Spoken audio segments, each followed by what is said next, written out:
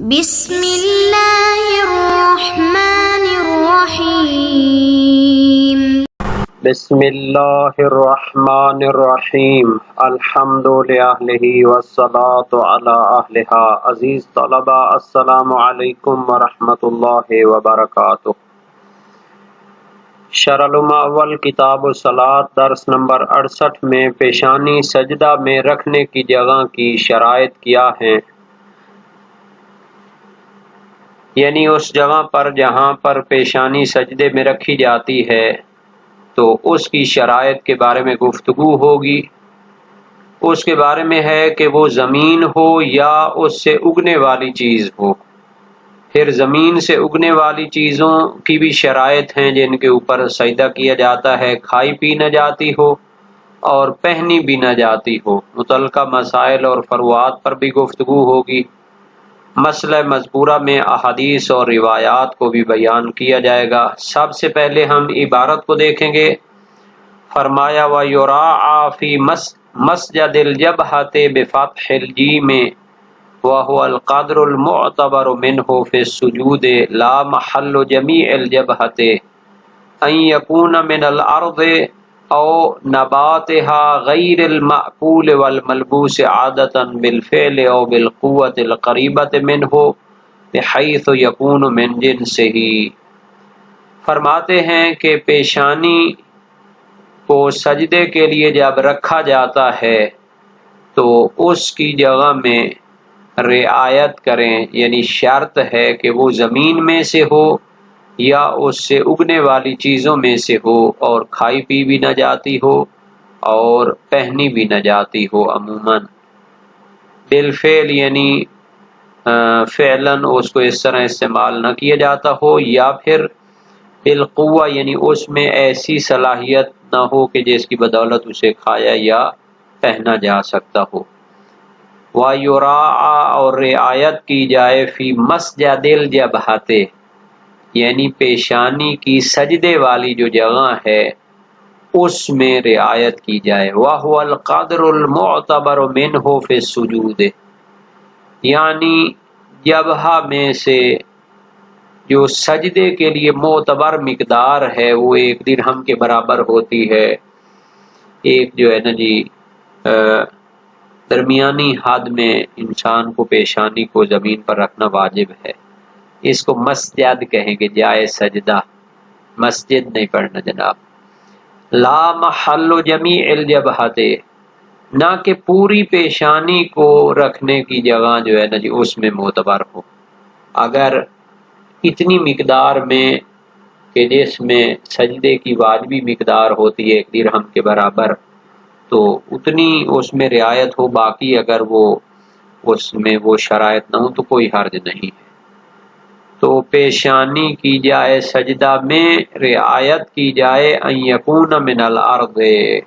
کہ اس کو زمین کے اوپر رکھا جائے، وہ زمین میں سے ہونی چاہیے جس کے اوپر سجدہ کیا جائے، پیشانی رکھی جائے۔ اور نباتہا یا زمین میں سے اگنے والی چیزوں میں سے ہونی چاہیے۔ غیر المأکول والملبوس عادتاً لیکن جو نباتات میں سے ہو تو وہ کھائی پی بھی نہ جاتی ہو اور پہنی بھی نہ جاتی ہو، لباس بھی نہ بنتی ہو۔ عادتاً عموماً اس کو لباس نہ بنایا جاتا ہو۔ بالفعل کہ بعض اوقات اس کی یہ حالت ہوتی ہے کہ اسی وقت اس کا جو ہے نا جی پہناوا یا کھانا پینا کیا جاتا ہے۔ او بالقوۃ القریبۃ منہ یا اس میں ایسی صلاحیت ہوتی ہے کہ جس کو بہت آسانی سے کھانے پینے کی جنس میں شمار کیا جا سکتا ہے، اس میں سے بھی نہیں ہونی چاہیے۔ فلا يقدح في المنع توقف المأکول على طحن وخبز وطبخ والملبوس على غزل ونسج وغیرها پس جو چیز کھانے پینے یا لباس کے طور پر استعمال ہوتی ہے اس پر سجدہ ممنوع ہونے میں حرج نہیں ہے۔ توقف المأکول کہ جو چیز کھائی پی جاتی ہے وہ موقوف ہو، علی طحن یعنی اس کو پیسنا پڑے، خبز پکانا پڑے، طبخ اس کا سالن بنانا پڑے۔ خبز یعنی روٹی پکانا، طبخ یعنی دوسرے طریقے سے جیسے سالن بنایا جاتا ہے۔ والملبوس، اور جس چیز کو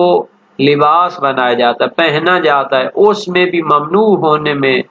حرج نہیں ہے۔ علی غازل، توقف فی الملبوس علی غازل، کہ وہ بننے پر، اور اس کو جناب علی جس طرح پرانے دور میں کھڈی بنائی جاتی تھی یا اس سے سویٹر وغیرہ بنائی جاتی تھی، ٹوپی وغیرہ بنائی جاتی تھی، تو اگر وہ موقوف ہو کہ اس کو غازل کاٹنا پڑے، بننا پڑے، اور اس قسم کے دوسرے اعمال مقدمات وغیرہ اس میں کرنے پڑے، تو بھی اس پر سجدہ پھر ممنوع ہوگا۔ وَلَوْ خَرَجَ عَنْهُ بَعْدَ أَنْ كَانَ مِنْهُ كَقِشْرِ اللَّوْزِ ارْتَفَعَ الْمَنْعُ لِخُرُوجِهِ عَنِ الْجِنْسِيَّةِ، اگر کوئی چیز کھائی پی جاتی ہو لیکن پھر اس میں کوئی ایسی تبدیلی آئے کہ وہ کھائی پی جانے والی شمار نہ ہو، بعد ان کان من ہو یعنی کھائی پی جانے والی تھی، اس کے بعد وہ کھائی پی جانے والی چیز ہونے سے نکل جائے، معقول ہونے سے نکل جائے، کا قشر اللوز، جیسے اخروٹ کا چھلکا ہے، جب اخروٹ کا چھلکا سبز ہوتا ہے، نرم ہوتا ہے، تو وہ ہو سکتا ہے کھانے پینے کے لیے استعمال ہو، تو اس وقت تو اس کے اوپر سجدہ جائز نہیں ہوگا۔ لیکن جب وہ سخت ہو جائے اور خشک ہو جائے تو پھر تو وہ کھائے پی جانے والی چیزوں سے نکل جاتا ہے، اس سے تو دانت بھی ٹوٹ جائے۔ تو کہتے ہیں کہ اگر پہلے وہ کھائی پی جانے والی شمار ہوتی تھی لیکن اس کے بعد وہ کیا ہے معقول ہونے سے نکل جائے، جیسا کہ اخروٹ کا قشر یعنی چھلکا ہے، جب کچا ہوتا ہے تو نرم ہوتا ہے، ہو سکتا ہے بعض جگہوں پر اس کو استعمال کیا جاتا ہو، لیکن جب خشک ہو جاتا ہے اور بالکل سخت ہو جاتا ہے تو پھر تو وہ کسی کام کا نہیں رہتا، کھانے پینے کا تو نہیں رہتا۔ ارتفع المنع، تو پھر اس وقت اس میں سجدے کی ممنوعیت ختم ہو جائے گی، یعنی اس پر سجدہ جائز ہو جائے گا جب وہ خشک ہو جاتا ہے۔ لخروجہ عن الجنسیت، چونکہ وہ معقول ہونے والی جنس سے خارج ہو گیا ہے، معقول ہونے والی حقیقت سے خارج ہو گیا ہے۔ وَلَوْ أُعْطِيَ أَحَدُهُمَا فِي بَعْضِ الْبِلَادِ دُونَ بَعْضٍ فَالْأَقْوَى عُمُومُ التَّحْرِيمِ، فرماتے ہیں اگر ایک چیز کھائی پی جاتی ہو یا جناب علی پہنی جاتی ہو، بعض شہروں میں وہ معقول یا ملبوس میں سے شمار ہوتی ہو، اعطیدہ عادتاً معمولاً، وہ استعمال ہوتی ہو، ان دونوں میں سے شمار ہوتی ہو، بعض شہروں میں دون بعض، لیکن بعض شہروں میں وہ اس طرح کھائی پی یا پہنی نہ جاتی ہو، فالاقوى عموم التحریم، تو شہید ثانی فرماتے ہیں قوی تر نظریہ یہ ہے کہ اس پر سجدہ حرام ہونا سب شہروں کی نسبت سے ہوگا، ان میں تو یقیناً ہوگا جن میں وہ کھائی پی جاتی ہے یا پہنی جاتی ہے، دوسرے میں بھی اسی کی وجہ سے کہ چونکہ وہ جنس اس کی ایسی ہے کہ بعض شہروں میں تو اس کو معقول یا ملبوس شمار کیا جاتا ہے، تو سب میں اس کو کیا ہے اسی قانون کے تحت اس پر سجدے کی حرمت کا عمومی قانون بنا دیں گے۔ نعم لا یقدح النادر، فرماتے ہیں کہ بالکل نادر چیز ہو ایک کہ جس کو معقول یا ملبوس وہ شمار کیا جاتا ہے، تو پھر اس کے اوپر سجدہ جو ہے وہ حرام نہیں ہوگا۔ کا اکل المخمصۃ، مخمصہ قحط کو کہتے ہیں، قحط سالی کو کہتے ہیں، تو ایک چیز یعنی کہ عموماً عادی حالات میں تو کھائی پی نہیں جاتی، لیکن جب قحط پڑتا ہے اور شدید قسم کی مجبوری بن جاتی ہے تو اس چیز کو بھی وہ کھا۔ نعم لا یقدح النادر کاکل المخمصۃ، ہاں اس چیز میں کوئی حرج نہیں ہے جو نادر طور پر معقول یا ملبوس ہوتی ہے لیکن عموماً وہ مثلا معقول یا ملبوس شمار نہیں ہوتی۔ کا اکل المخمصۃ، جیسے مخمصہ قحط سالی اور شدید مشکل حالات میں جو چیز کھانے پینے پر لوگ مجبور ہو جاتے ہیں، حالانکہ عموماً وہ کھائی پی نہیں جاتی، تو ان کے اوپر بھی سجدہ جائز ہوگا، چونکہ وہ تو حالت مجبوری میں تو خنزیر بھی کھانا جائز ہوتا ہے، تو وہ تو معیار نہیں ہوتا۔ معیار یہ ہے کہ عمومی حالات میں، عادی حالات میں وہ کھائی پی جانے والی شمار نہ ہوتی ہو۔ وَالْعَقَاقِيرِ الْمُتَّخَذَةِ لِلدَّوَاءِ مِن نَبَاتٍ لَا يَغْلِبُ عَقْلُهُ، اسی طرح وہ جڑی بوٹیاں کہ جن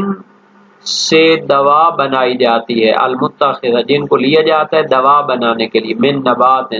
اب وہ زمین سے اگتی ہیں، لا یغلب عقلہ لیکن عموماً وہ کھانے پینے کے لیے شمار نہیں ہوتی، لیکن میڈیکل والے تو وہ کسی چیز کو بھی نچوڑ کے اس پر ٹیسٹ کر کے تو اس کو میڈیکلی اپنے فوائد کے لیے استعمال کر سکتے ہیں، تو وہ بھی معیار نہیں ہوگا، چونکہ وہ بہت ہی نادر ہوتا ہے، اس سے جو استفادہ کیا جاتا ہے وہ بھی عموماً معیار نہیں بن سکتا۔ وہ جڑی بوٹیاں جو لی جاتی ہیں دوا بنانے کے لیے، وہ نباتات میں سے ہوتی ہیں، زمین سے اگتی ہیں، لیکن غالباً ان کا کھانا پینا شمار نہیں ہوتا، تو ان پر بھی سجدہ کرنا جائز ہوگا۔ یہ جو فرمایا ہے کہ مسجد جبہا یعنی زمین پر جو اتنی مقدار کے جس کے اوپر پیشانی کا رکھنا واجب ہوتا ہے، وہ زمین میں سے ہونی چاہیے یا اس کی نباتات میں سے ہونی چاہیے، اور معقول اور ملبوس بھی شمار نہ ہوتی ہو۔ اس پر تمام علماء امامیہ کا اتفاق ہے اور روایات بھی ہیں۔ صحیح ہے ہشام بن حکم جلیل القدر جو ایک راوی ہیں امام صادق علیہ السلام سے روایت کی، اخبرنی عما یجوز السجود علیہ وعما لا یجوز، مجھے ان چیزوں کے بارے میں خبر دیں جن پر سجدہ جائز ہوتا ہے اور جن پر سجدہ جائز نہیں ہوتا۔ فرمایا السجود لا یجوز الا علی الارض او علی ما انبتت الارض الا ما اکل او لبس، سجدہ جائز نہیں ہوتا مگر زمین پر یا جو زمین سے چیز اگتی ہو، مگر یہ کہ جسے کھایا جاتا ہو یا پہنا جاتا ہو۔ فقال له، عرض کی جو التفدا کا مل علت فی ذالک، اس کی سبب کیا ہے میں آپ پر قربان جاؤں۔ فرمایا لأن السجود خضوع للہ عز وجل فلا ينبغي ان يكون على ما يؤكل ويلبس، سجدہ اللہ تعالیٰ کے سامنے خشوع و خضوع ہوتا ہے تو سزاوار نہیں ہے کہ اس کو کھائی اور پہنے جانے والی چیزوں پر کیا جائے۔ لأن ابناء الدنیا عبید ما یاکلون و یلبسون، لوگ تو کیا ہیں کھائی پی جانے والی چیزوں کے غلام ہیں، والساجد فی سجودہ فی عبادت اللہ، جبکہ سجدہ کرنے والا سجدے میں تو اللہ کی عبادت میں ہوتا ہے۔ فلا ينبغي ان يضع جبهته في سجوده على معبود ابناء الدنيا الذين اغتروا بغرورها، تو سزاوار نہیں ہے کہ وہ اپنی پیشانی سجدے میں ابناء دنیا یعنی دنیا داروں کے معبود پر وہ پیشانی رکھے کہ جس کی وجہ سے وہ دھوکہ کھا رہے ہیں۔ تو یہ روایت جناب علی باب 1 ابواب ما یسجد علیہ، جن چیزوں پر سجدہ کیا جاتا ہے وسائل الشیعہ میں موجود ہے۔ اسی طرح فاضل بن عبد الملک کی روایت ہے امام صادق علیہ السلام سے، لا یسجد الا علی الارض او ما انبتت الارض الا القطن والقطان، سجدہ نہ کیا جائے مگر زمین پر یا جو چیز زمین سے اگتی ہے مگر روئی اور پٹسن، یہ چیزیں جن کو پہننے کے لیے استعمال کیا جاتا ہے، کپڑے وغیرہ بنائے جاتے ہیں، بوری وغیرہ بنائے جاتے ہیں۔ سلیمان بن مہران اعمش کوفی کی روایت امام صادق علیہ السلام سے فرمایا، لا یسجد الا علی الارض او ما انبتت الارض الا المأکول والقطن والقطان، سجدہ نہ کیا جائے مگر زمین پر یا جو چیز زمین سے اگتی ہے مگر جو کھائی جاتی ہو یا روئی اور پٹسن وغیرہ۔ اس سے معلوم ہوا کہ جو چیز زمین سے اگتی ہے اور کھائی بھی نہیں جاتی اور پہنی بھی نہیں جاتی تو اس پر بھی سجدہ جائز ہوتا ہے۔ یہ روایت باب اول ابواب ما یسجد علیہ میں موجود ہیں۔ جو معمولاً کھائی پی شمار ہوتی ہو اس کے اوپر جناب سجدہ جائز نہیں ہے، چونکہ صحیح ہشام سے ظاہر یہی ہے۔ فلا ينبغي ان يكون على ما يؤكل ويلبس، اس بنا پر جو نادر حالات میں کھائی پی جاتی ہے تو اس پر سجدہ جائز ہوگا، جیسے مرض کے وقت یا مخمصہ یعنی وہ کیا کہتے ہیں اس کو، قحط سالی کے وقت۔ اچھا جی، جن چیزوں کو بعض مقدمات کے ذریعے پہنا جاتا ہے یا کھایا پیا جاتا ہے تو وہ بھی ظاہر ہے کہ انہی میں شمار ہوں گی۔ شہید ثانی نے روض الجنان فی شرح ارشاد الاذان میں فرمایا لو توقف العقل علی طبخ و نحوی واللبس علی غزل و ناس و خیاطت وغیرہ لم یؤثر فی کون معقولا و ملبوسا، اگر کسی چیز کا کھایا پیا جانا پکانے پر موقوف ہو، پہننا اس کو بننے اور کاتنے پر موقوف ہو اور سینے پر موقوف ہو، تو اس کے معقول و ملبوس ہونے میں وہ مشکل نہیں ہوگا۔ معتبر یہ ہے کہ وہ کھائی پی جاتی ہے یا ملبوس شمار ہوتی ہے، اس میں فرق نہیں ہے کہ وہ قطن روئی ہو کاتنے سے پہلے یا بعد میں۔ اور اس کو جو ہے نا جی بعد میں اور بھی کچھ چیزیں ہیں کہ جن پر ہاں یہ جو مسئلہ فرمایا ہے کہ اگر بعض علاقوں میں وہ کھائی پی جاتی ہو لیکن بعض علاقوں میں نہ، تو تمام میں وہ کیا ہوگی، حرام شمار ہوگا اس پر سجدہ۔ تو اس میں اطلاق سے تمسک کرتے ہیں کہ وہ ما اوکل اور لوبس میں شمار ہوتی ہے صحیح شام کے تحت۔ تو انشاءاللہ العزیز یہاں تک یہ مسئلہ دلیلوں کے ساتھ واضح ہو گیا۔